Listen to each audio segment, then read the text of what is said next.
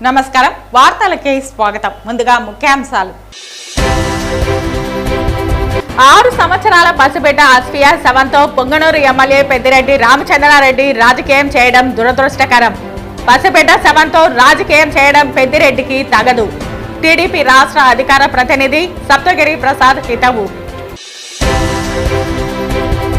ప్రజా ఫిర్యాదుల పరిష్కార కార్యక్రమానికి వచ్చిన ఫిర్యాదులన్నింటిపై చట్ట ప్రకారం విచారణ జరిపి నిర్దేశించిన గడువులోగా ఫిర్యాదుదారుల సమస్యలను త్వరితగతిన పరిష్కరించాలి సంబంధిత పోలీస్ అధికారులను ఆదేశించిన చిత్తూరు జిల్లా ఎస్పీ విఎన్ మణికంఠ చందోల్